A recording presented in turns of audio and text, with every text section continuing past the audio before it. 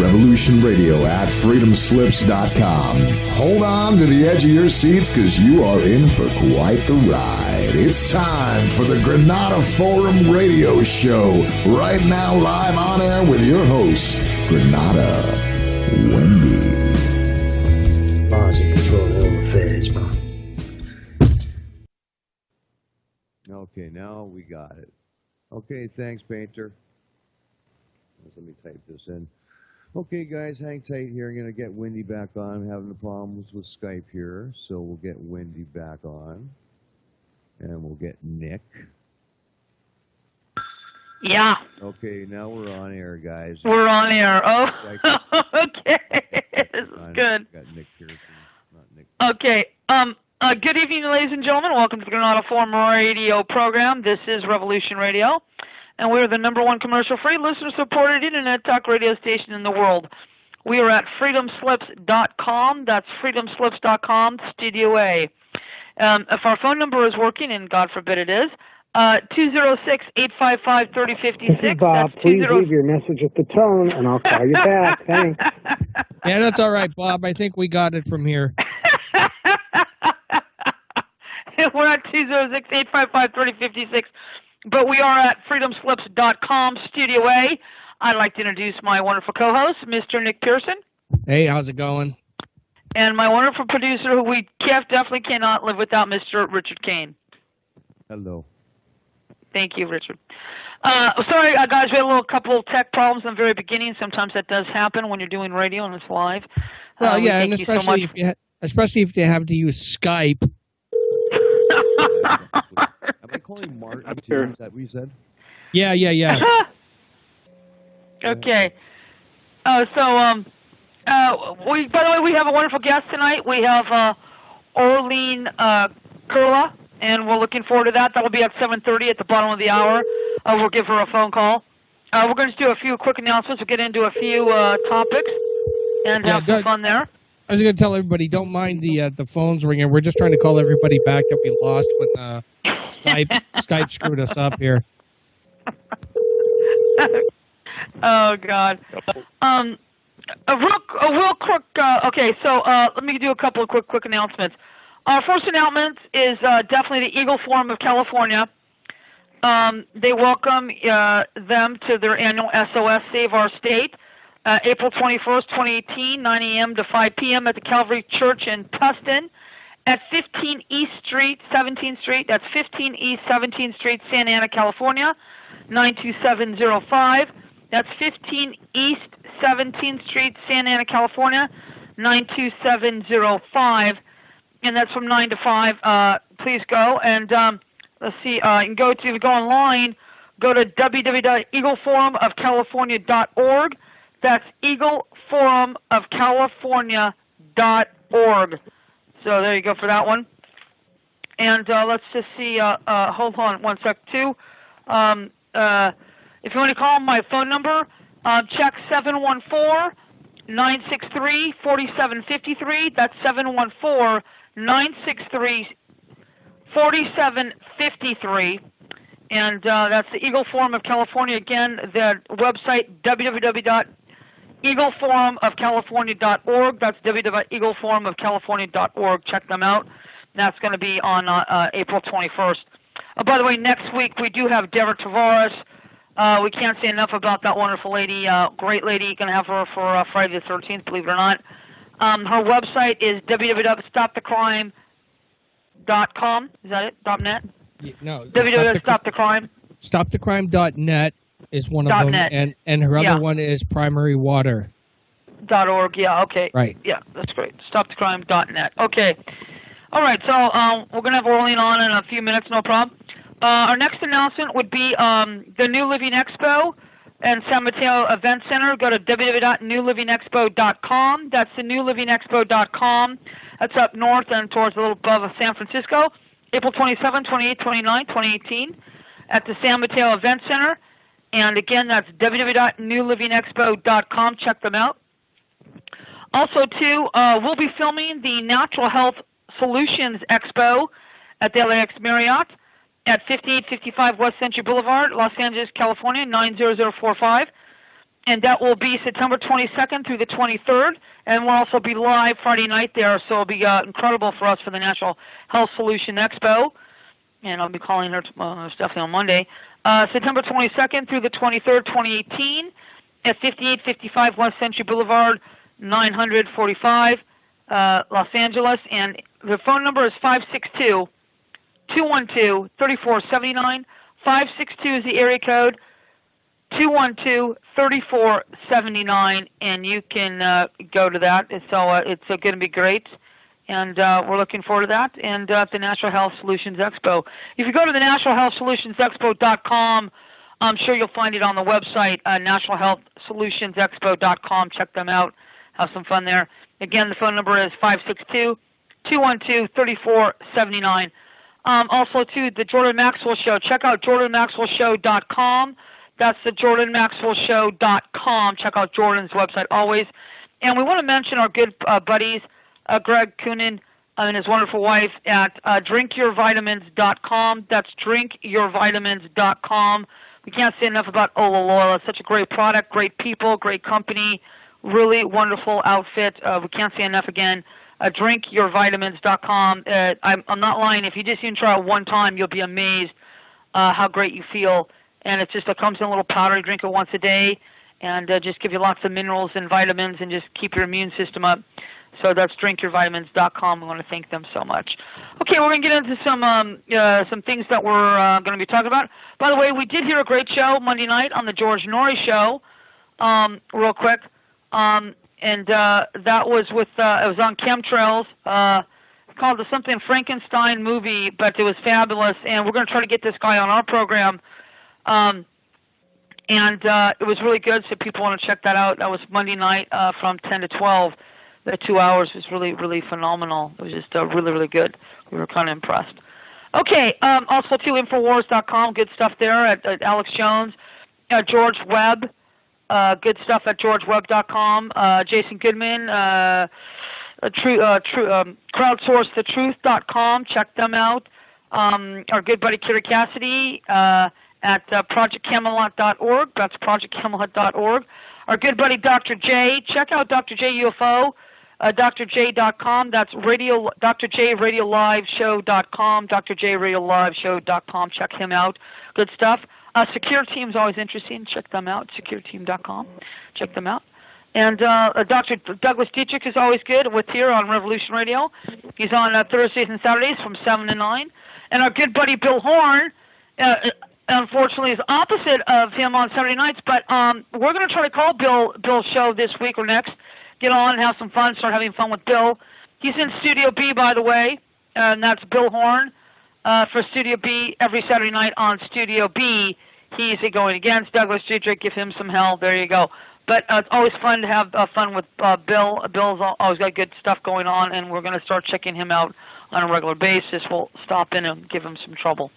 What else? Real quick. The name of the documentary, by the way, was called Frankenskies. Frankenskies. Thank you, Nick, on that one. Yeah, we recommend it. It was good. So, good stuff there. And so we've got some good stuff going on. By the way, okay, Nick, so current events, what would you like to talk about before we get Orlean on real fast? Where do I get started? Hey, did you hear about the one real quick? Well, two things. I know they're putting stuff on the border real quick. But real quick before you hit the border real fast, and John, a few minutes, did you hear about the guy in England? He's 78 years old. Some guy broke into his house. He stopped it. They got into, a ruckus. The guy that broke into his house was killed because he was in the guy's house. I mean, something happened. And they want to charge the 78-year-old with murder. Did you hear about that one? I think this happened a while back. This was not a new case. The guy was a farmer. He lived out in the rural part of England, if I remember the case correctly, and somebody broke in. There had been break-ins going on in the area, so he had his shot. If you live out in a rural area of anywhere, and believe me, I can attest to this right now, you have your defensive weapons ready to go. So somebody broke into the guy's house. He shot him, killed him, and now they're charging him with a crime. Right. Not the guy that broke into his house. Forget him. He was an innocent victim in all of this of whatever social justice propaganda they can pull up. So they're going to charge the guy with a crime because in England you're not supposed to be able to have firearms or freedom of speech or anything anymore anyway. But if this is the case that I think you're talking about, this happened years ago and was brought up as an example by gun rights group here in the United States. The NRA, the GOA was on it. A lot of local state gun rights groups are on top of this, and they were talking about, say, this is what could happen here. And if you think it can't, it already has. Go ahead, Chuck. No, I was going to say, if you shoot somebody, especially like here in California, let's just take California example because this is where I'm at right now. Only for a few more days, anyway. If you shoot somebody, even the local cops have told us, make sure you get the body inside the house. The cops will probably not do anything. However, here in Los Angeles, the DA, Mike Fuhrer, God knows why he got elected again, but he will press charges against you for either negligent homicide or murder. Because he's one of these anti-gun, super liberal nut jobs who just absolutely believes that the Constitution is an abomination to the founding of the country, except the fact that it was the founding of the country. So he's just an absolute radical leftist extremist, and in England, they have a whole different set of rules there. And I think the one thing that the people over there forget, Piers Morgan especially, forgets this when anytime he gets into a debate about firearms, is the fact that he's a British subject. Okay, he's not a citizen. He's not a sovereign citizen the way that the United States was set up after we kicked the British's asses out of the United States. He's a British subject. He's still a subject to the crown. Okay, he does not have the right to self-defense or free speech or anything that unless the crown says, okay, we're going to grant that to you. So all of his rights and privileges are granted to him by the crown. The United States is different. And the Founding Fathers were brilliant when they wrote this. And I guarantee, I debate anybody in our government right now, especially the liberal left, Chucky Schumer and Feinstein and all the usual idiots that are up there, start trying to say that our rights are granted to us by the Constitution. They're not. They're not granted to us by the Constitution. They're enumerated by the Constitution of our natural God-given rights that we had even without the Constitution. We still have those rights. And yet they refuse to acknowledge that. And they say, well, no, the Constitution is extremely limited. Okay, well, you can limit the Constitution all you want to. Those rights are not granted by the Constitution. They were given to us by our Creator as stated in the Declaration of Independence. Okay, which is why the Declaration of Independence was written in the first place, to tell England why exactly we were kicking them out of here in the first place. So I don't want to hear any of this. I feel bad for the guy. I mean, if I had to be on a jury to determine the guy's innocence or guilt, I would have proclaimed him innocent. That would have been my vote on the jury. But England is not the same as here. It never has been. It's under the subject of the crown. So is Canada. So is Australia. And so is anywhere else that still puts the Queen's picture on their coin.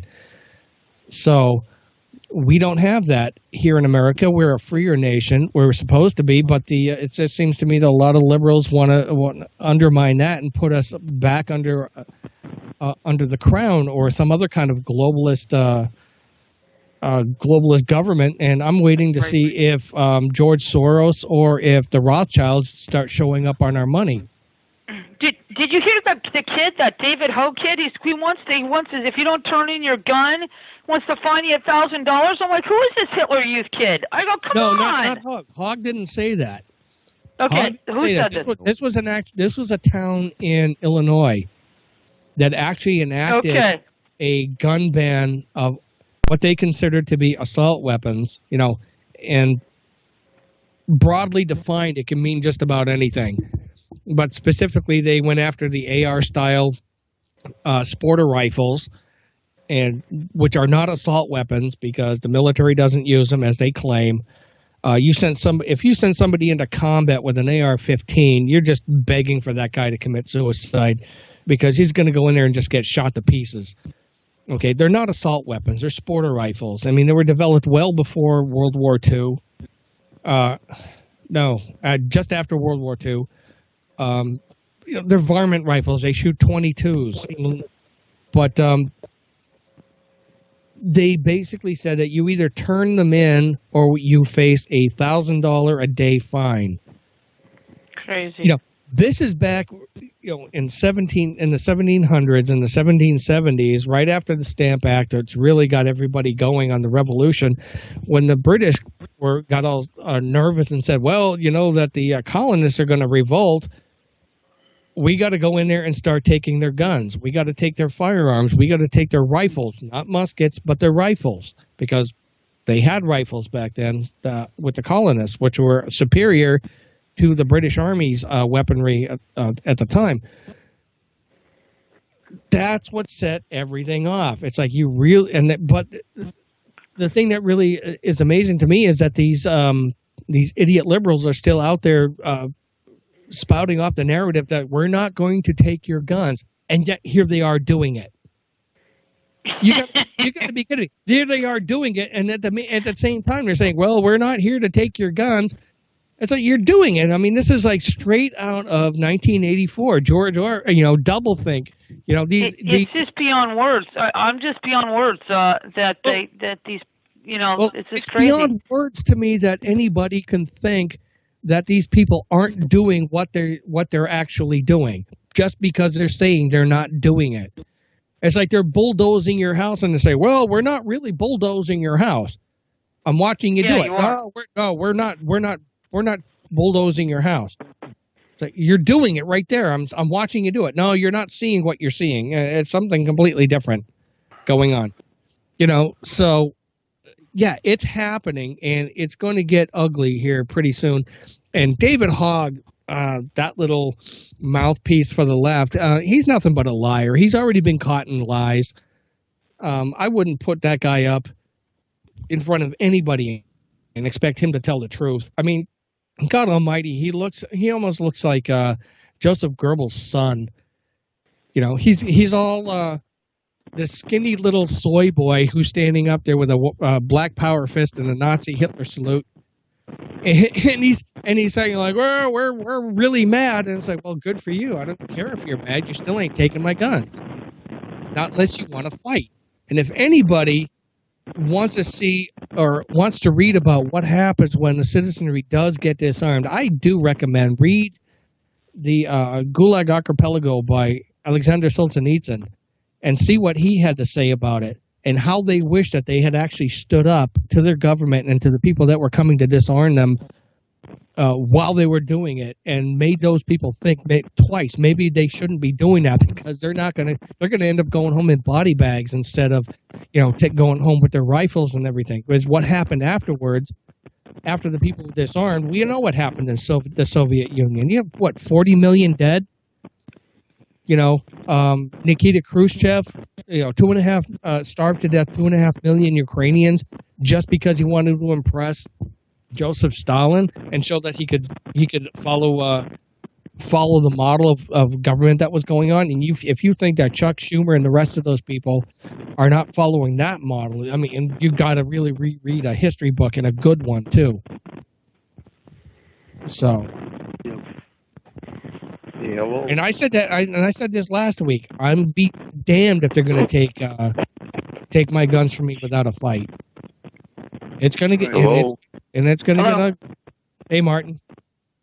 Yep. I just looked up your little thing here about the 78-year-old man. He did stab the guy. He didn't shoot anyone, and this was this last Wednesday morning. But this wasn't the guy in England. This was not the guy in England. This is in England, and it says that a 78-year-old man was surprised by two home intruders in Hither Green, South London, shortly after midnight on Wednesday.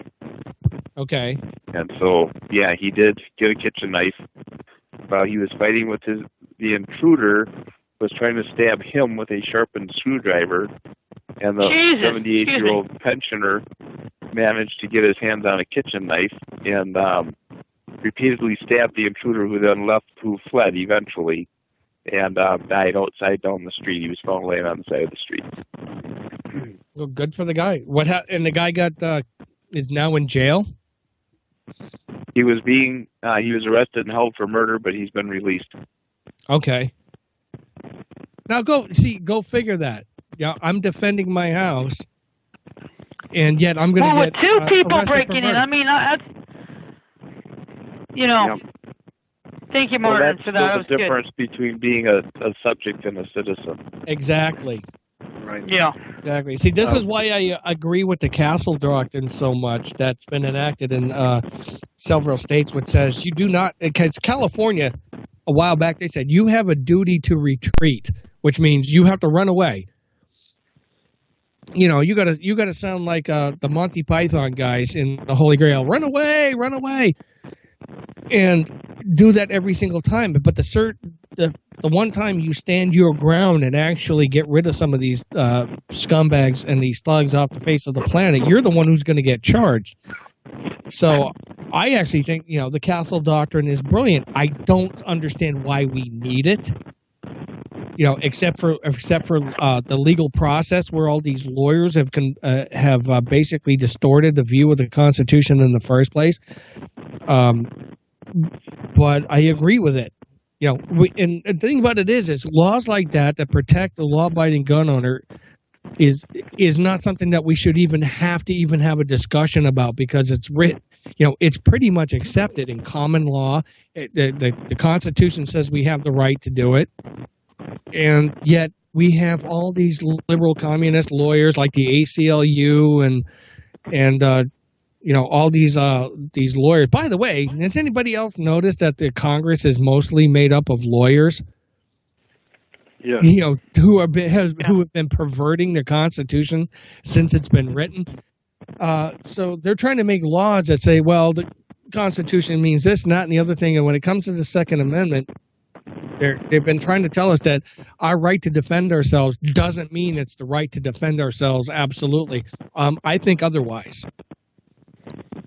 I think, and they say that, well, the Constitution doesn't say you have the right to machine guns. I think otherwise.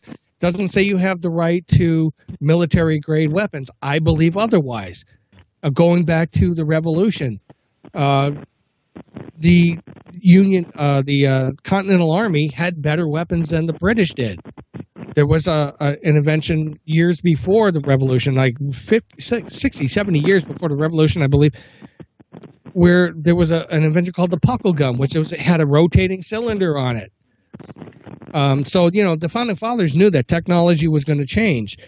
We're not shooting bows and arrows at each other, and I think I harped on this last week a little bit. So they knew technology was going to change. So they did not classify that, hey, guess what? You have the right to muskets, and that's it. And as much as the left likes to bring that one up. No, we had the right to contemporary armament, which at this point in time includes AR-style weaponry. AR-15 rifles, whatever company decides to make them, and they can classify them with whatever brand that they want on them. We do have the right to them. And we have the right to a superior weapon.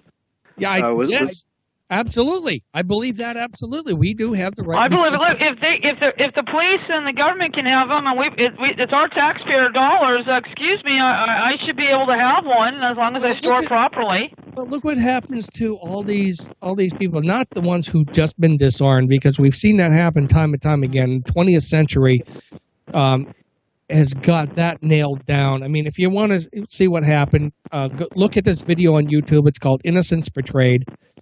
It'll show you the genocides that have happened over and over again once they disarm the citizenry. But when you have also inferior weapons to a government, look at what happened in Africa a lot of times with some of those regimes that were happening over there, especially when the Rwanda and Burundi. Yep. Yeah, look, they didn't have the same kind of weapons that the ruling warlords did at the time. Of course, they got wiped out, or they didn't have enough of them.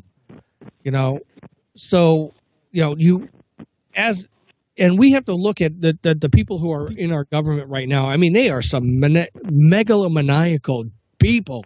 They are just unbelievable. They just want absolute control, and those are the people that have been bought by George Soros and been bought by the Rothschilds and been bought by all the other globalists. They show up at the Bilderberg meetings every year, and if you think those are fake, that's been documented. I mean, that's been admitted so many times, and they show up at all these globalist roundtable meetings, whatever form they may take, and they're basically discussing how they're going to carve up the world for themselves and leave none of it for the rest of us. That's true. And the first thing they know, and they absolutely despise the Constitution of the United States and the fact that it made everybody equal and sovereign.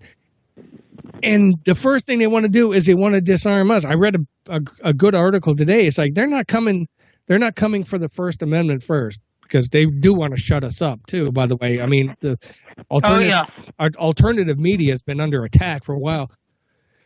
But they want to get rid of our guns first, so that way they can get rid of the First Amendment. And every time you say anything that they don't like, then they can come in and put you in jail. I mean, England has been doing that. Sweden has been doing that. Every country that's belongs to the EU has been doing that. So all you got to do is look there. Or look to China. Anytime somebody speaks out against the government in China, what happens? They get taken away and never heard of again. I mean, the Falun Gong practitioners over there, they've been getting brutalized for decades at this point. So, if anybody thinks that the Second Amendment is there and only means what they think it means, their reinterpretation of it. Oh, a militia under the governance of the government, whatever idiotic slogan that they want to put under it. It's like, no, the right of the people to keep and bear arms shall not be infringed. Period. End of story. Okay, and it doesn't specify what they say arms means. It specifies arms, period. That's it. We have the right to defend ourselves against our own government. That's what our founding fathers meant. And I'm never going to back down from that argument. No, I agree. Guys, what time is it? We're going to give our guest a call? Oh, yeah, it's actually a little bit past, so we probably should. We probably should. Could I make a quick announcement? Go ahead, John. Okay. As you know, I've been monitoring the North Korean situation for quite some time, and as a result, I listened to NHK News from Japan. And last week, I watched this program called JIB TV, and they had a half-hour video, very well produced in terms of color quality, sound. Maybe they were bankrolled by George Soros. And the bottom line is, I would encourage everyone listening to this program to watch that, and you can go to the following website that I'm going to give you right now, so listen very carefully and jot it down. It's JIBTV.com.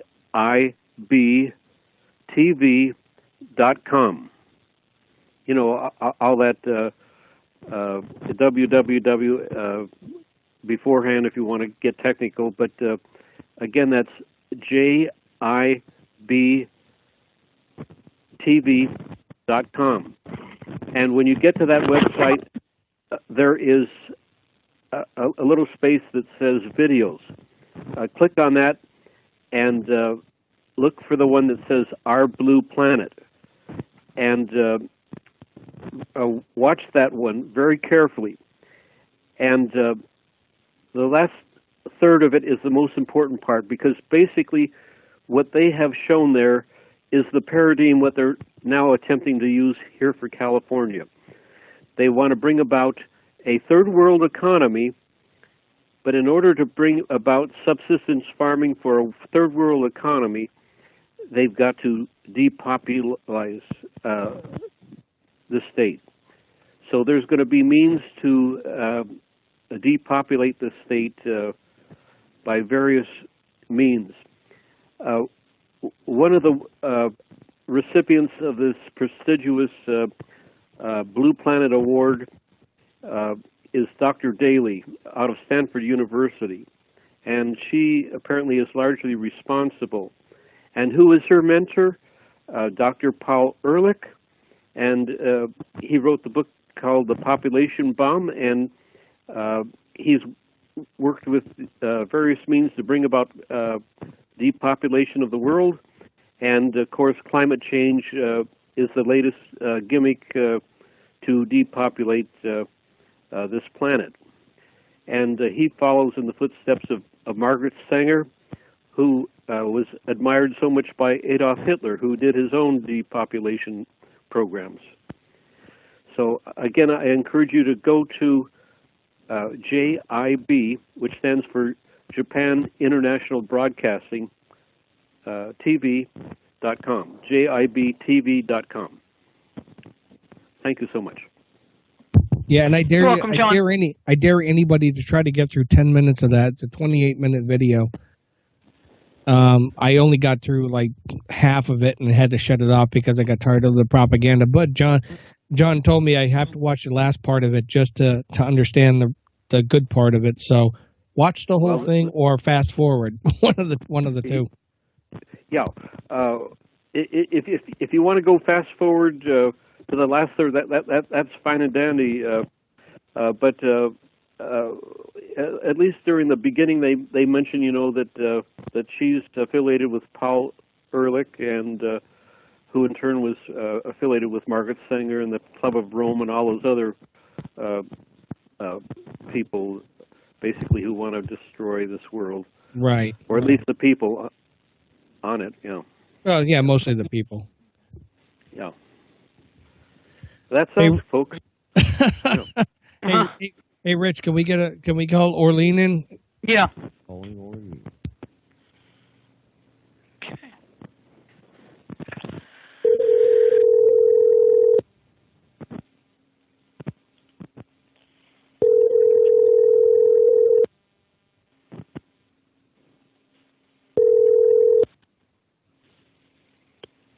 Hello? Hello, is this Orlean? Yes. Yeah, this is the Granada Forum radio program. Welcome to our show. Are you okay? Yes, I just wondered if you would prefer my landline rather than my cell phone. Yeah, what's good for you? That's why I asked you that night what number do you want me to call you on, and you said this one. So probably the landline. You get a better reception. Well, okay. Well, how do I do Are we this? on right now? Yeah, we're actually on right now. Hold on. All right. Well, let's go ahead and if I'm coming in clear for you, let's go ahead and use this one. Yeah, you sound good. You sound good. Okay, you sound good. All right. Okay. Well, maybe at the break we'll call you back, or we'll figure out something. You're going to be speaking at the Eagle Forum of California in Orange County on April 21st, 2018, at the Calvary Chapel Tustin Church in Tustin at 15 East Street, Santa Ana, California, 92705. You're going to speak at 10:15 to 11. And what are some of the things you're going to be talking about at the Eagle Forum, and what would you like to discuss on our show? Well, I'd love to discuss all of our speakers because we're going to have a absolutely wonderful conference with outstanding speakers trying to save our state. That's the theme, SOS, Save Our State. And as you know, there are so many problems that California has. So one of those problems is that we have an exceedingly number of refugees coming into our state, more than any other state. And that's what my subject is going to be about.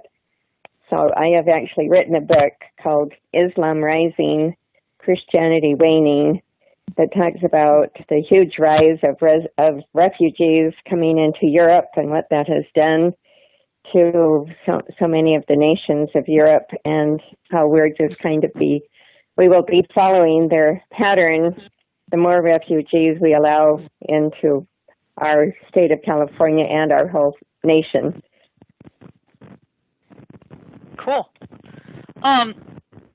So I know Jadra Griffin's going to be speaking there at the Eagle Forum. Yes, and his topic is about internal subversion, the deep state, and he's an expert on that subject as well as so many other subjects. He's the one that I have his first book that was called Creature from Jekyll Island. Jekyll Island, absolutely. It's world famous, It is, and that's where he first revealed the secret people who are trying to bring down our government from within, the deep state as it has now become known. And so he'll be talking about that, and he'll give us lots of good information, I'm sure, what we can do to possibly combat this. And then we also have Tabitha Walters, who is our Eagle Forum Executive Director in Washington, D.C., will tell us probably more about that subject, and especially about how the federal government is now filing lawsuit against California because of our sanctuary status. And hopefully we will have even more cities that will have joined on to that lawsuit. Not all the cities in California like this sanctuary status, as you well know, and many in Orange County are part of that group that are joining Jeff Sessions in his lawsuit against their own state. And then we have Craig Huey, who's going to be talking about illegal immigration and how that's being furthered by all of the voting fraud that's going on because of the illegal immigration and all the other problems that are happening. And Ruth Weiss, who is an expert on that, part of the Election Integrity Project, she'll be talking more about that voter fraud. Brad Dacus, who is our wonderful MC for the entire conference, I'm sure you've probably had him as a guest. He's going to be talking about how our Christian values and culture are under attack and our religious traditions, what we can possibly do to combat that. Mary Baker, who is an amazing lady in the San Diego area, a Republican leader in her women's group as well as her county. She's going to be, and actually she's been serving as the Southern California Republican leader for all of the Republican women. She's going to be talking about a book that she's written called Citizen Ninja, and how we can combat what's happened in our nation and our state and our cities by learning some of the techniques that a nice ninja does. And she'll tell us about those and tell us how we can be kind of more effective in the public arena. And we forgot to mention the very first speaker, and that is Dr. David Lehman, who is going to be talking about the indoctrination in our schools, universities, and the media, how they are promoting evolution and atheism. And so many of parents are so concerned sending their kids off to college. If they didn't get this indoctrination in high school, they'll definitely get a double whammy of it in college. And so many of their children come back from college now convinced that there is no God and they're now an atheist. So Dr. Lehman will talk about that issue. Did you hear if the Pope has mentioned that there's no hell? Yes, I do remember hearing that. And you know, it's kind of unbelievable because if you say there's no hell, it's also like saying there's no God, there's no heaven. And I mean, there's no Satan. Right? Well, you can just Well, let me ask you this. I mean, because I don't know where the Eagle Forum stands on it exactly, as far as the Catholic Church is concerned. But what if you can be a spokesmodel or a spokesperson for them? What do you think about the Catholic Church actually electing a Jesuit to be the Pope? It is very disconcerting. I'm sure it would be disconcerting to Phil Schlafly, who is the founder of Eagle Forum and the national president. Formerly, she passed away in 2016. Yeah. But she was a Catholic, and I'm sure she would be very concerned. And there are several members of our State Eagle Forum Board who are Catholic, they're concerned about this Pope. I think so many of them believe he's not only a Jesuit, but he's a communist. Just some of the strange statements that he's made, and he's, I think, really leading the Catholic Church in a totally different direction than ever before.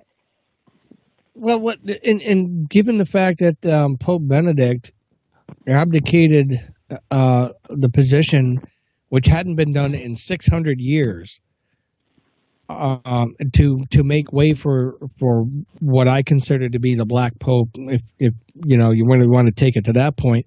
I mean, where does the Eagle Forum stand on that? I mean, it just seems like that was a very manipulated transition of power there.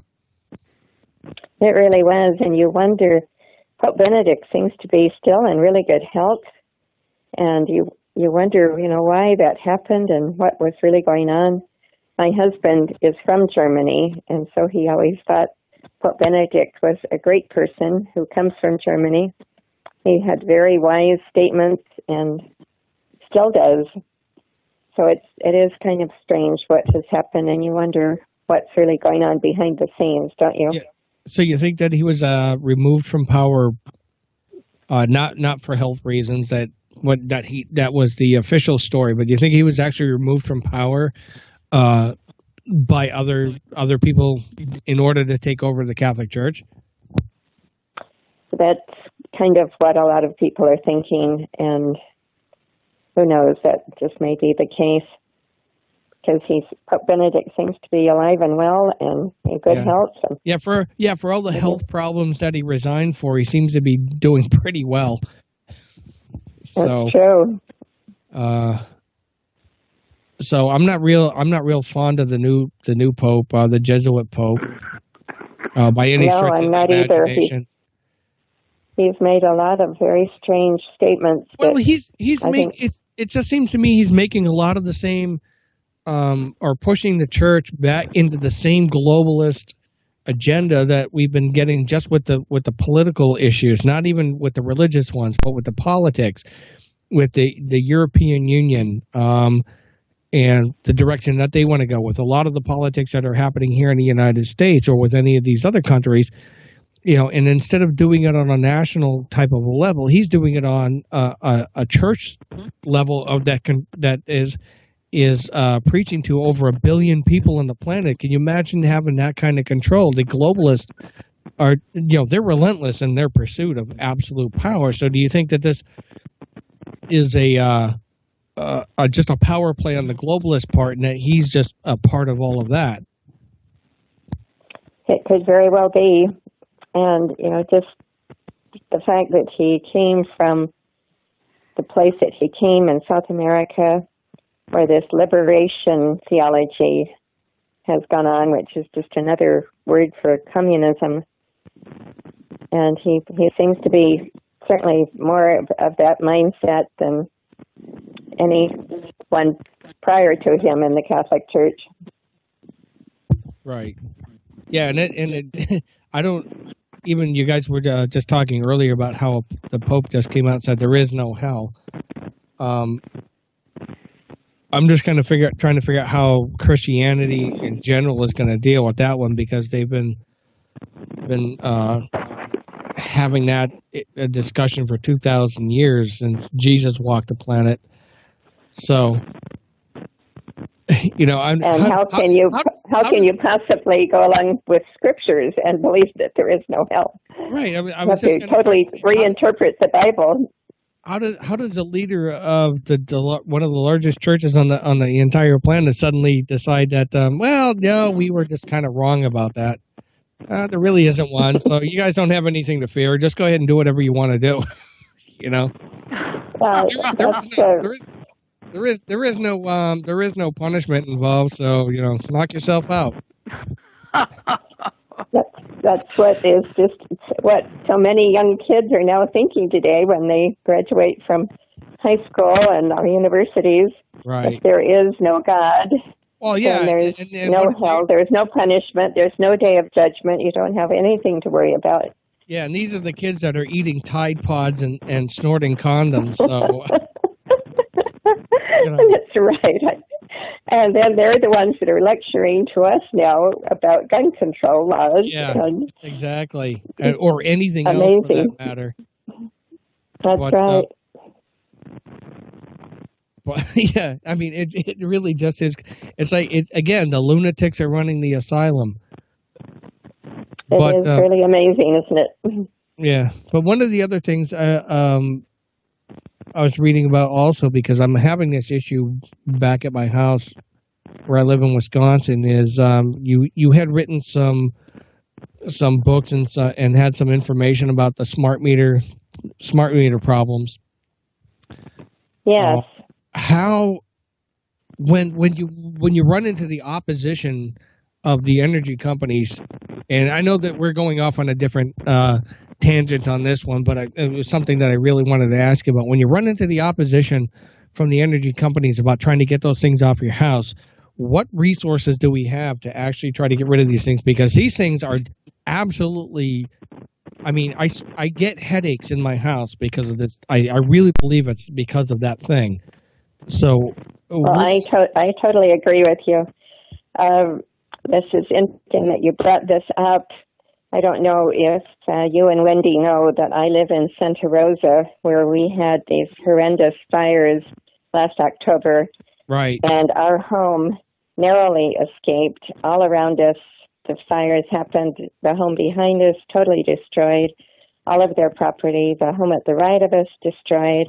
Across the street destroyed. 2 more houses down the street.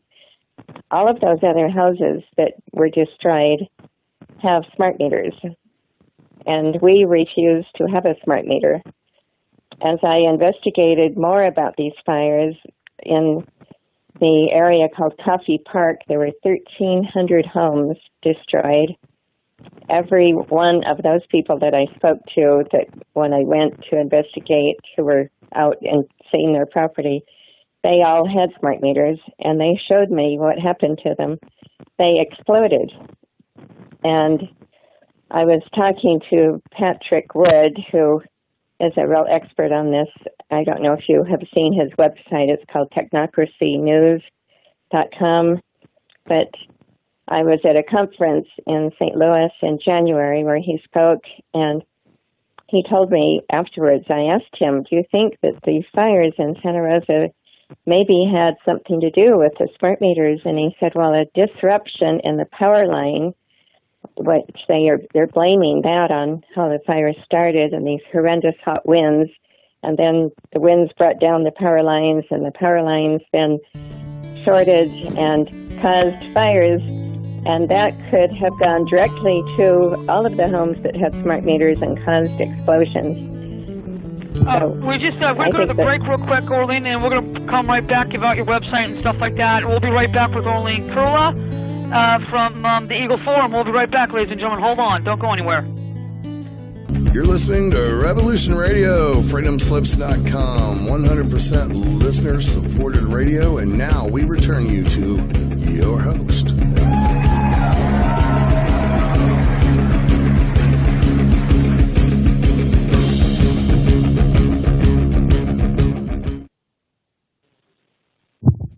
Okay, we're back. Wendy dropped. Oh, okay. Yeah, I kind of figured as soon as I didn't hear her voice come in. But Orlean, go ahead and give out your website.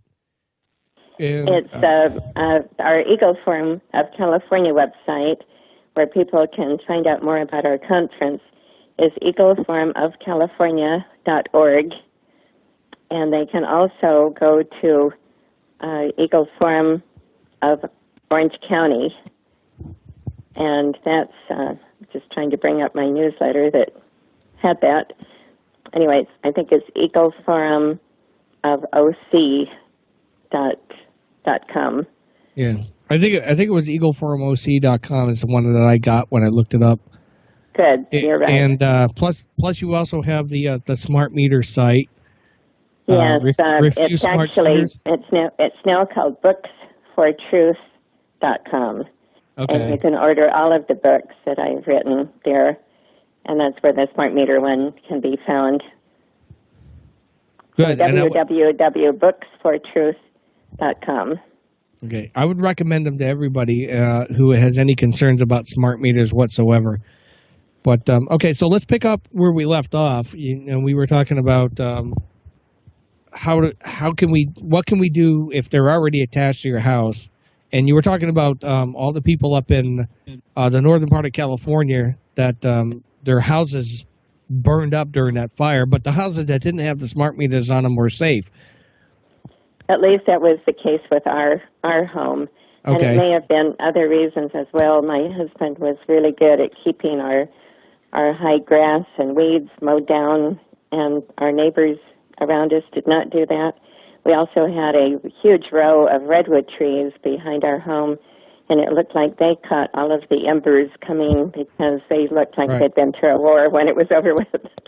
But I definitely believe the smart meters had something to do with saving us, as well as the fact that smart meters, so often when they're first put on the home, they catch fire, and I write about that in my book. Right. Well, there was some photographs that I had seen that somebody had posted and sent to me where they showed entire neighborhoods where, and they thought it was more directed energy weapons type of thing, where they showed all these houses that were burnt down, but the trees around them were still good. Yes, I totally believe that as well. In fact, on our website, you can see the newsletter that we put out back in November telling about this, and I give a link to the YouTube that spoke about those directed energy weapons. But what a good way for that they call it a DEW, direct energy weapon, as a guide where to direct that energy directly to a home that has a smart meter. So I think the two of them together could very well have been the reason. And these homes, when you see them, the foundation is destroyed. The metal has all melted, which means that the temperature had to be at least 3,000 degrees for melted metal to happen. It's just amazing. And to see the cars that were involved in the fires, if there's anything left of them, it's a steel frame, but everything else, the electronics, all destroyed, the aluminum totally gone, melted onto the ground. And the firemen that came and saw this said, we have never seen anything like these fires in our life. Usually a fire, we lost a home to a fire back in 1984, but the frame of the home was still standing, the foundation was still there, the metal refrigerator and washing machine were still there. Fires never get as hot as 3,000 degrees unless there's something else going on. Right. And the poor people that are now trying to rebuild, they're finding that the fire insurance will not cover the total cost of the home because most insurance only goes down to the foundation. Most homes, you don't have to totally start over again with a brand new foundation. So a lot of them are just selling the property and leaving because they can't afford to rebuild. Isn't that sad? Yeah, and I was going to say, well, fires don't usually get that hot in a building unless it's the World Trade Center. Exactly. You know. And when you look at the pictures of the World Trade Center after their terrible destruction down to just fine dust, and you look at the pictures of these homes in Santa Rosa, and I can testify myself, the Coffee Park homes, most of them, you just see fine dust with a chimney standing because for some reason the brick did not melt. But the rest, everything, it looks like a war zone, something like you would see after some bomb went off. Right. And again, these were very, very specific fires. Like I said, I'm referring back to the photographs that I saw where you saw entire neighborhoods of all these houses that were burnt down, but everything around them was perfectly fine. Yeah, the trees are still standing. The grass is still green. Yeah, and it wasn't like the fire came in from one side. Which I mean, I've lived in California long enough to watch how fires work.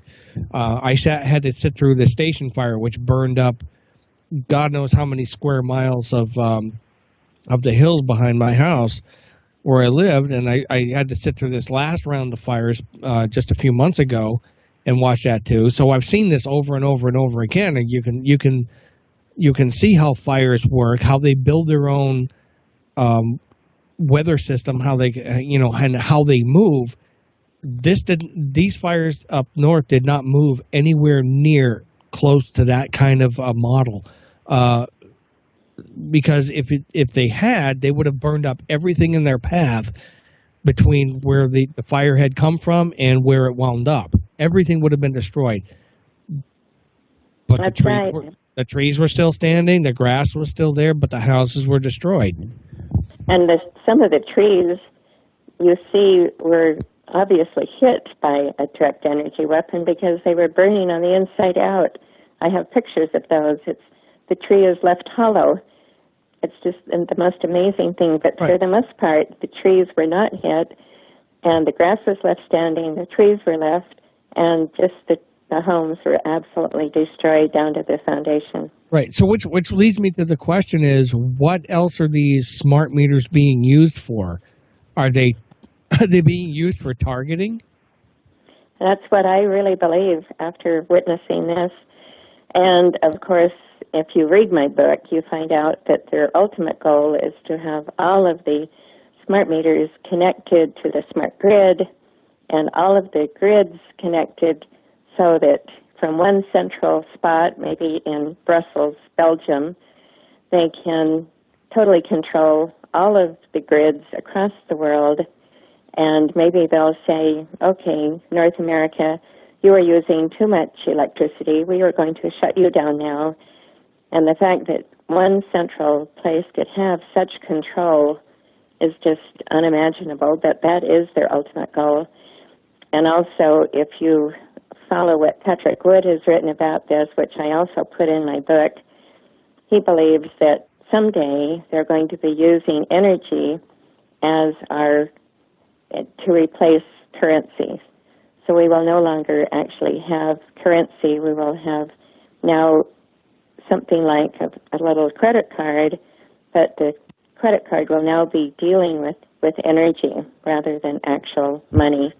Right. And so that will now replace all the currencies of the world. And there have been several articles written about this. This isn't just his idea. Even in the Harvard Review, you read about this, and articles coming out of the UK, that they truly believe that is the ultimate goal, that we will have energy credits as our currency. And so each month on our little credit cards, we will be issued our energy credits for that month. And if you use too many of them, then you'll have to pay next month with more of your energy credits. But there's no way of having savings. There's no way to save these energy credits. It's very scary, but if this is the ultimate goal, which it obviously seems to be moving in that direction, and that's why they want every home to have a smart meter, so that every home can be connected to the grid, and the grid can all be connected to an international grid, and so they can control all of our lives through this use of energy and energy credits. Right, and that sounds like what they were trying to do with the whole global warming scam with the carbon credit trading bank that was in Chicago that ended up failing because the scientists that were doing it were found to be manipulating the data. It was actually interesting, the video that John had showed me earlier today when I was watching, which was nothing but pure propaganda. And it all kind of feeds back to that idea. We want to control the energy system of the entire world. You know, carbon credits was another thing. And what you were describing here with the, they want to control your energy in your house. And unless you have to pay, if you go over your allotted amount, you have to pay another extra amount of money. It's all a scam. It is. And the saddest thing is that California has fallen for it. Yeah. So in California, we still have energy credits trading going on, and that's how they were hoping to build our strange governor's train to nowhere. Oh, that train. Oh, yeah, the bullet train. Yeah, Jerry Brown's bullet train. That is really a bullet train. that's how he was planning to finance it, was through the trading of energy credits. Right. The carbon credit trading scam that hasn't gone over very well. So he's way behind in the financing of his bullet train. So, I mean, and do you think that's part of the reason why that the development of actual alternative energy like solar panels or anything else has just been and the wind? Or wind. It's been completely stifled because they never build anything that's actually viable. I mean, I'm all for solar panels if they work. I'm all for wind energy if it works, but they build these monstrosities that cost hundreds of millions of dollars to build these wind farms, and they produce only like a minimal amount of energy for anything. They do, and they have to be still sustained by government funding. Mm-hmm. Yeah, it's amazing. Well, I think the ultimate goal also is they truly want to bring the whole world down to a third world level. And the other thing that I thought was interesting is if you put one of these up on my house, if I did my house in Wisconsin, if I put a windmill up there to generate energy, they're going to increase the taxes on my house. So, yeah, they negate the benefit of me actually doing my part to combat global warming, so to speak. So there's no reason for me to do it. I've also understand that if you have solar panels on your roof and the process of the solar converting into electricity gives out radiation. So if you're having problems with smart meters giving radiation into your home and causing headaches and heart palpitations and all the other complaints that people are having, people also are getting that from solar panels on their roof. Well, now there's the other part of this. How are any of these bureaucracies dealing with the complaints that they're getting about people who are saying that these meters are creating health problems? Well, here in California, we actually, because of the 2-year battle, which I write about in my book, we were able to finally get an opt-out from the California Public Utility Commission. It was mainly because of people who were having such health problems. We just kept going every month and speaking out at the CPUC. I've never had those problems. I would always tell them, you were hearing of people who are suffering from the health aspect of smart meters. I said, I am suffering from the Big Brother aspect. And that actually made it on, I think, ABC or CBS Radio, that comment. So mine is the problem of Big Brother having way too much control of our lives through the smart meter. But other people were really suffering serious health problems from it, even leading up to cancer. And after this 2-year battle, also we were able to get an attorney to file a lawsuit. That's when California finally backed down and allowed us to have an opt-out. And that opt-out that started in California has now been able to be used in other states. And you said you're in Wisconsin? Yeah. And do you have an opt-out there? Yes, we do, but they're really resistant to you actually using it. I know, it's still resistant here, but they would charge us $100 to begin with for the opt-out, and then it was $10 or $15 a month to still require someone to come and read your meters. Right. But we've noticed here, for us, they had kind of dropped that after a while. We didn't have to pay that extra $10, so maybe they will drop it other places. I'm not sure. But what is so interesting, while we had to be evacuated from our home during the fires, there were 3 weeks that we had no electricity, no water, and so all the people, even though their homes did not get destroyed in the fire, we had to evacuate for at least 3 weeks. We have a second home in Utah, so we thought rather than be a burden on any of the shelters that were allowing people to come in to churches or other places, we decided to just go stay in Utah for 3 weeks.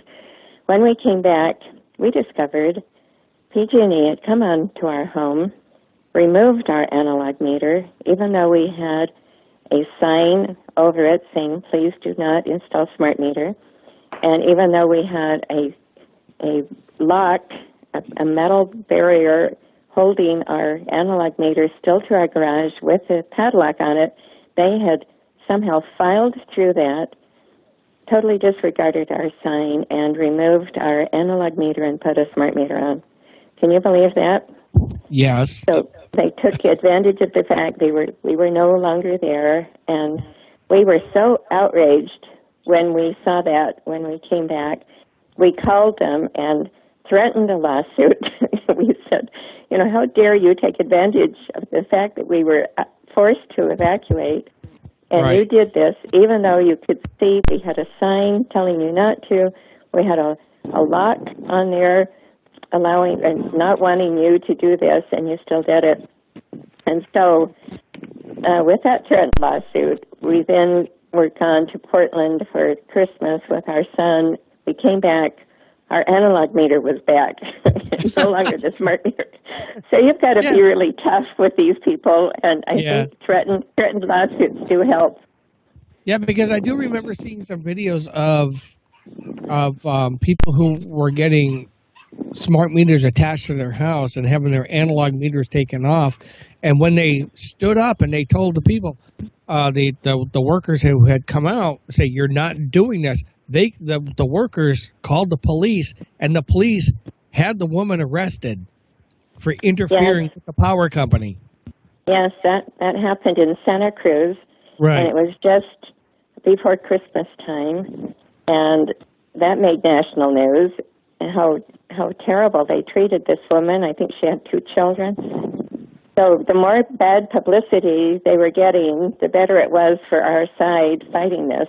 Right. But some of them truly believe that they have the right to do that the homeowner doesn't really have any rights at all. It's just amazing. Well, I'm going to get to a point where if they stop answering my letters or my calls to remove the meter off my house, I'm just going to take it off myself and bring it over to their office, which, by the way, is not that far from my house to begin with, and hand it to them and say, "You, here's your meter back. Now put the one on my house I want, because that's my property." And I think that's got to be what people need to understand, is they do have to stand up for their own property rights and stop backing. Yeah, and stop backing down and thinking that, like, oh my, no, I'm a British subject, and I hate to bag on the Brits all the time, but they are still under the crown, but sit there and go like, look, this is my property. I paid for it. I paid the taxes on it every year, which is not a good thing anyway. But sit there and go like, this is my property. You do not have the right to put on my property what I don't want. I don't care what. I hope you do that. I'd love to hear what the results are. I'm going to get my camera out and record every bit of it when it happens, because I'm waiting to hear back from a few of the other letters that I wrote that they haven't responded to, and I don't think I'm actually going to get a response from it, because they have a tendency to ignore people that don't follow along with their program. And so I want to really see what they're going to do when I pull that thing off of my house and hand it to them and into their office and say, here's your meter back. I don't want it on my house. So. Yes, I would be really interested to find out, too. I hope they will not arrest you or do something like that. I'm sure they're going to try, but at the same time, I'm going to do it anyway. I'm just going to, for more than anything else, I think that if, even if I do get arrested for doing it, it's going to be a great lesson for everybody else, or a great piece of news to sit there and go, hey, look, this is what happens when you go up against the power companies. You don't own your property. They do. That kind of a mentality. And that's what they believe, because that's what they believe. They believe they really do. Nothing. It's amazing. Well, I wish you well. I hope to hear what happens. Oh, believe me, you'll be first. I'm one of the first people on my list that if I get the chance to, I'll put that out there and say, Orlean, check this out. This is what happened when I took the meter off my house. Good. So, of course, I'll post it on Granada Forum first. So all you people out there who are listening, you have to go to our YouTube channel first. But Orlean's going to get a copy of it, obviously. Good. I'm curious. Are these smart meters a gas that exploded or power? Hi, is this John Spring? Yes, it is. Yes. How are you, John? Well, I'm getting a little better, thank you. Oh, well, good. So your question was, are these smart meters what? Electric or gas? They're electric. They're trying to put meters on also well, gas. they do have them on the gas meters too. Yeah. And so if you have a propane tank, they would put that on your propane. Well, not even just the propane. They have them because here in Los Angeles, they do have on the gas that's piped into the natural gas pipe that comes in to light your water heater, your stove, or anything. They've put them on here too. Right now where I'm at, they have a bunch. Every gas meter that's on the house has a smart meter on it. Yeah, that's amazing. A couple years ago, they put the gas company put a smart meter on, and we requested that they take it off and put an analog back on, and I'm sure glad we followed through with that. So far, our electricity is still analog here in Anaheim. Good. Good for you, John. Yeah. Yeah, I had to tell them. I had to tell them at my house in Los Angeles that I refused to take one. And the workers that came out, they actually, even though I told them not to, they still started working on taking my meter apart and putting it on. I said, you can't do that. Well, no, do you understand how beneficial this is to you to have this done? I'm like, I don't care. Put my meter back in together the way it was. And did they? Oh yeah, they had to. Because I had the form that which was written by the gas company back to them that said that they can't do it. But they said, well, they tried to convince me to do it, and I said, you guys realize you're putting yourselves out of work, right? And they were like, oh, well, what do you mean? It's like, well, you're going to fix all the meters. I mean, how many meters do you think there are?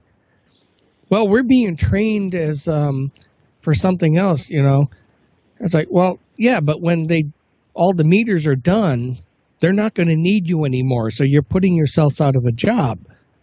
Well, there are no more meter readers to. Yeah, they couldn't figure that part out. It was really funny to me, and I was just like, well, whatever, just leave my meter alone. You can do everybody else's, and that's the end of it. So I don't know what happened to it since then, but I really got to deal with the one that I have on my house now, and that one's going to go away. Well, when they came to install it for our home, I just happened to be going outside, had just opened the garage door, and I was going to go copy a resolution that I had to present to the Republican Central Committee that evening against smart meters. And lo and behold, there was the people to install the smart meter. And I said, look what I have in my hands. And these are all the reasons why we don't want it. So I could go through about 10 reasons right there in front of them. And right. And these people probably had never heard any of this before. And the one man said, well, there's no more radiation coming out of a smart meter than a cell phone.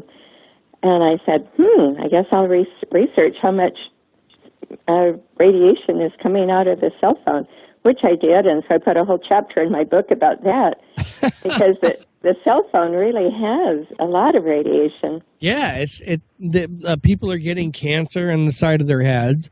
That's right. Men are getting cancer or getting sterilized. That's right. And they carry the cell phone in their pocket. Right. And women are getting breast cancer because a lot of them carry their cell phone when they're out jogging inside their bra where they have a little pocket for it. Right. It's crazy. And even school children are getting cancer where they never have gotten before because silly parents are allowing their children at young ages to use cell phones.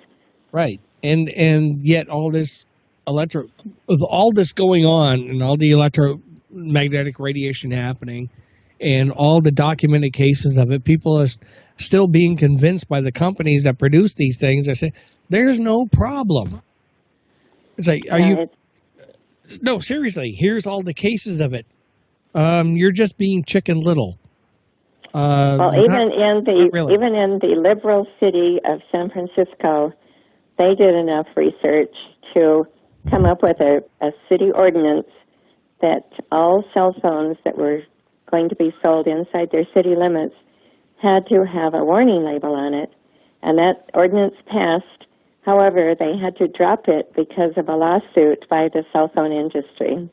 Of course. I thought that was amazing.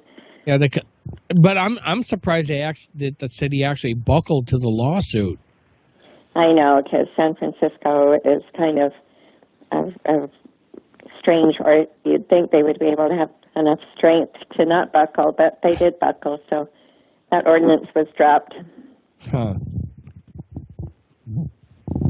So... But the scary thing is also the huge radiation coming from cell phone towers. And now they're trying to put mini cell phone towers everywhere throughout our cities, with every block having such a thing. And there was a legislation asking for it.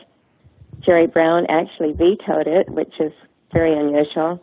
But they're going to do it anyway. It's like they could care less if you have approved it or not. These cell phone industries are so powerful.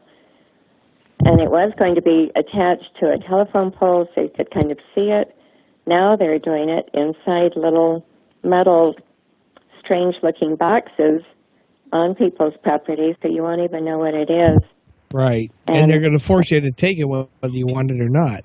Exactly. But here's the other thing, since we've been discussing all of this and everybody's getting cell phones and these smart appliances, which is another one that really concerns me too. Yes. How much of this do you see was predicted in George Orwell's 1984? It is amazing, isn't it? That's exactly what is predicted. In fact, I write about television in Germany, where they actually said that the television had the ability to essentially spy on the people in their... Most everyone I know has a smart television that exactly has that ability. And through the television being connected to your smart meter, they can essentially tell what is going on with the people inside the room watching the television, and according to what I have read, it doesn't even matter if it's a DVD system. They can still, through the connection to the smart meter, know what's going on and know what the people are even talking about, and then they can, of course, well, if people are in the home or not. And what a nice time for some burglar to come and decide to rob the home, know that no one is in there. Well, that's a funny thing, too, because recently the big scandal with Facebook came out is how much information that Facebook was handing off to anybody is bitter. And Mark Zuckerberg is running around now trying to do damage control, but Facebook is just like one act of it, and nobody's ever considering their televisions, their cell phone. They're not considering the meters in their house. They're not considering these other modern appliances that they're using to collect data on anybody. But now they're blaming Facebook for it. Isn't that amazing? Yeah. So I mean, it's very multifaceted data gathering system that's been put in place, but now everybody's focused on one little part of it, which is Facebook. Meanwhile, what they're not realizing that while they're using Facebook, the NSA is gathering their information on them, but now they're mad at Facebook about it. It is amazing. And then because of Common Core, all this data is being collected on our children. Most of the children now, they don't want them to use textbooks.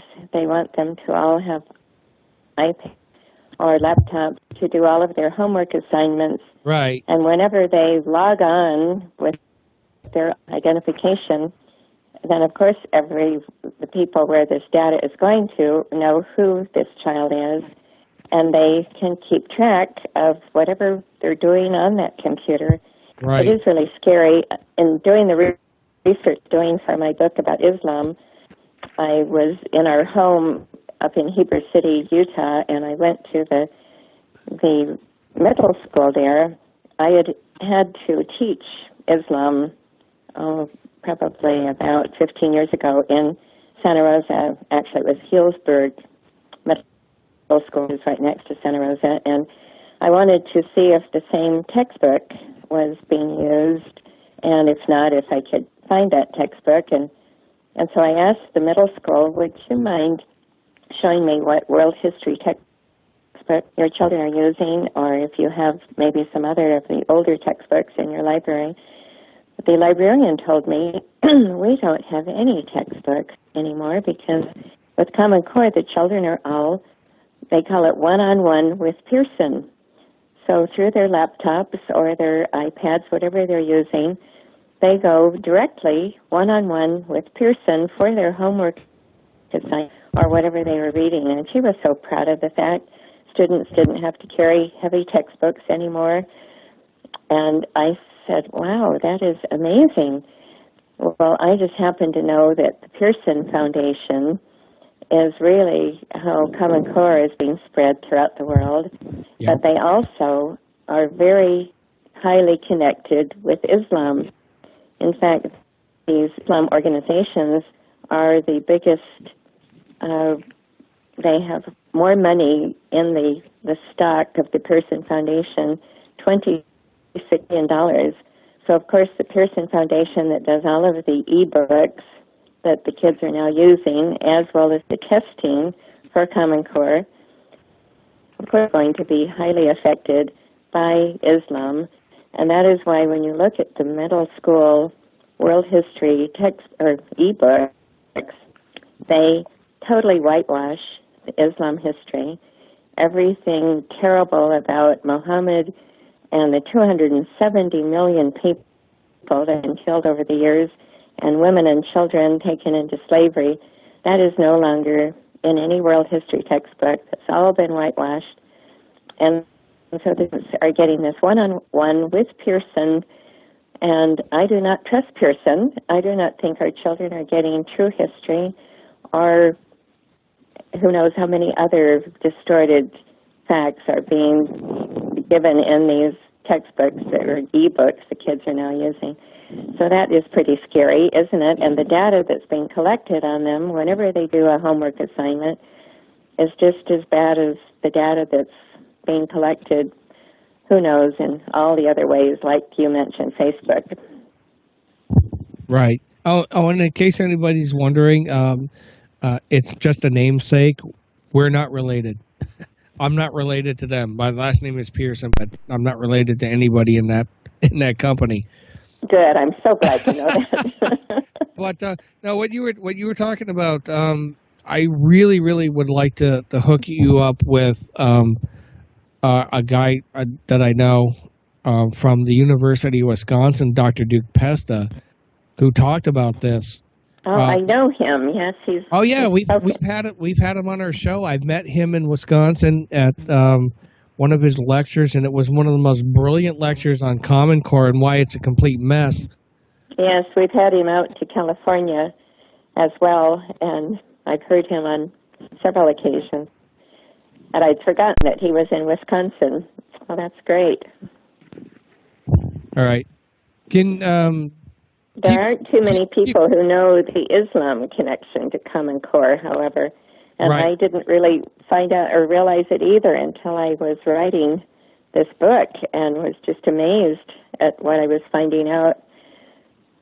So the Islam connection, let me just tell you, it's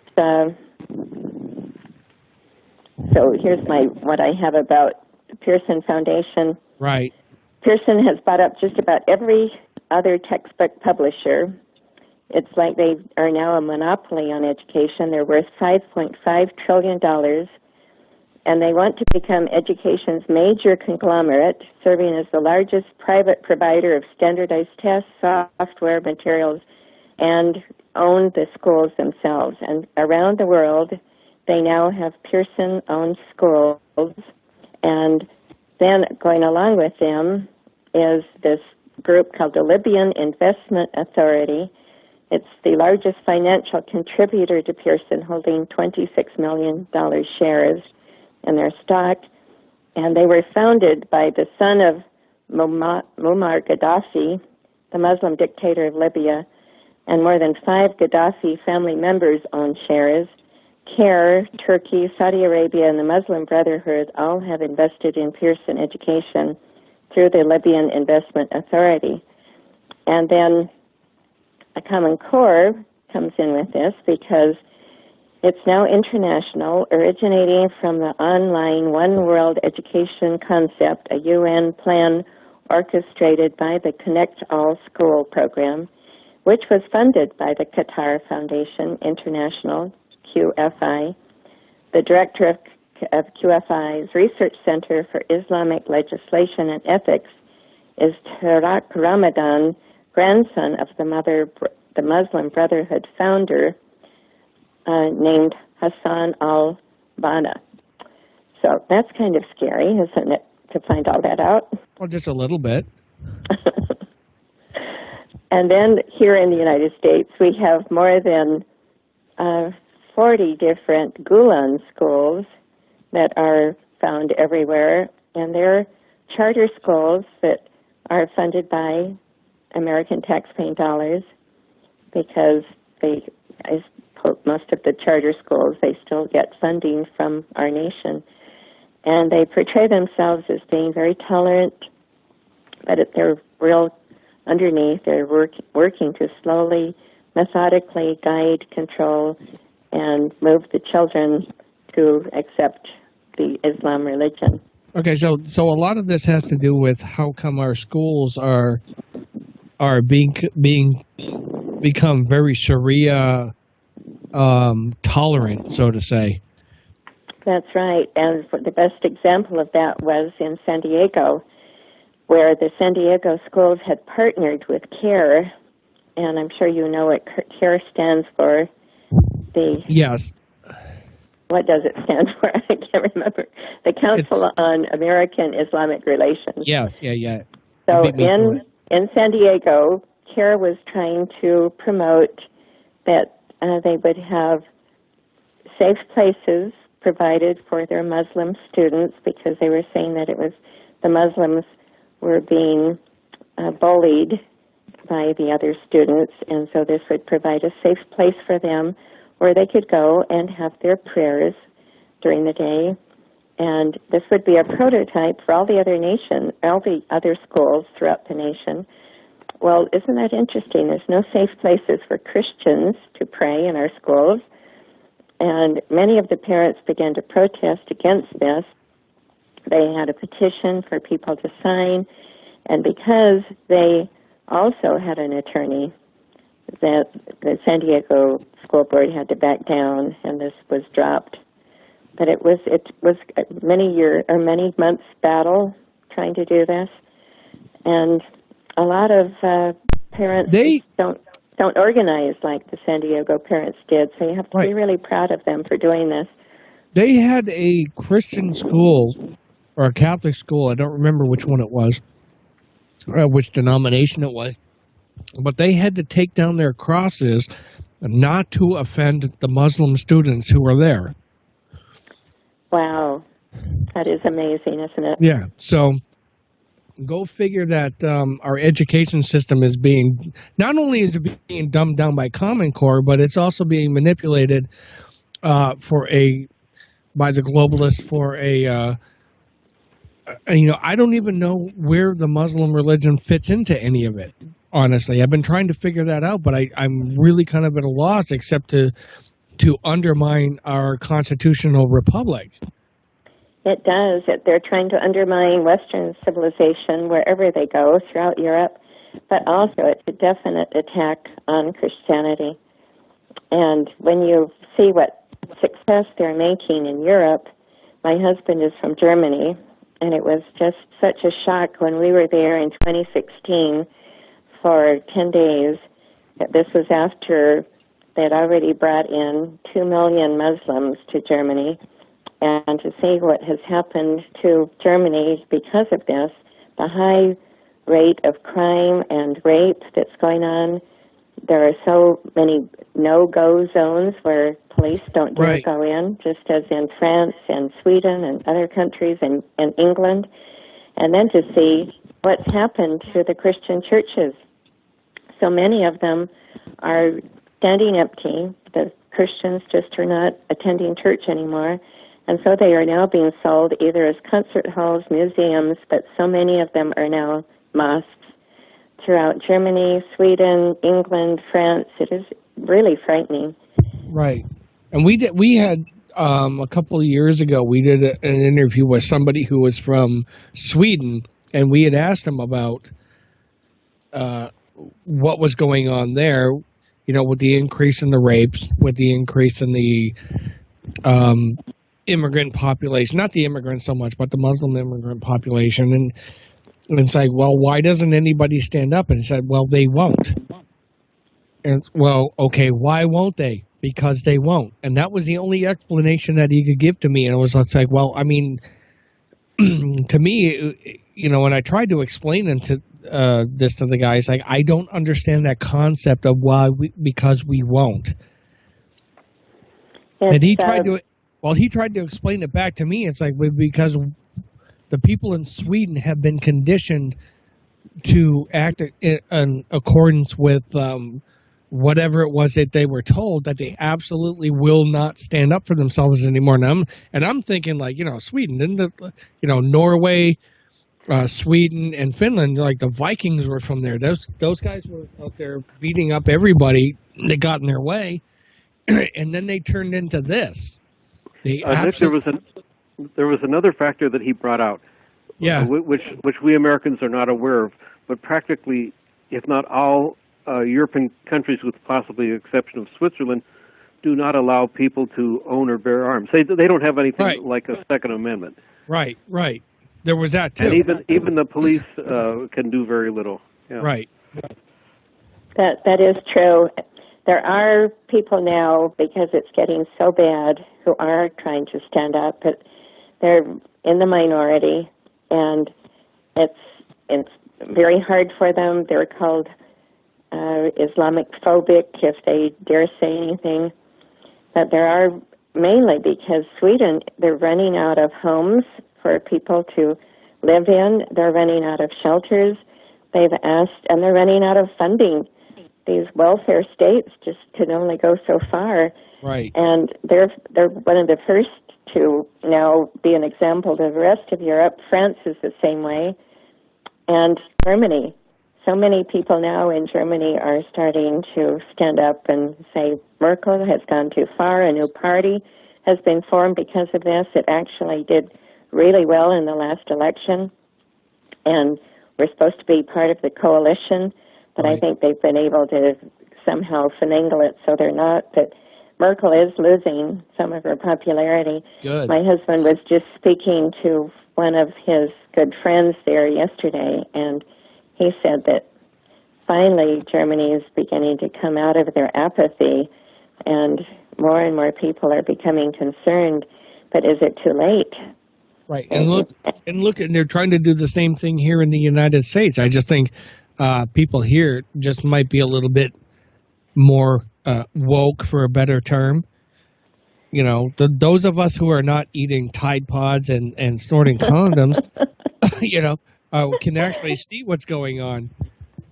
Yes, I think that's true, and that's why I'm really proud of those San Diego parents to stand up and take a stand against what was happening there. And the sad thing is, however, we also have so many people who are apathetic in America, just as in Europe. So we've got to wake them up, and we've got to get our Christians standing up for their beliefs again, and standing up for their freedom of religion and freedom to speak out. Right. Because that's going to be lost if we don't. So that's one of the reasons I wrote my book, is to try to wake up America before it becomes too late, as I think it has become in Europe. What is also so amazing, my husband found out that he actually has an ancestor who was one of the knights in shining armor that went off and fought in the Crusades. He was a Knight Templar that was fighting, okay. Good. was fighting to protect Europe from the spread of the Muslims, and that's what the Crusades were all about.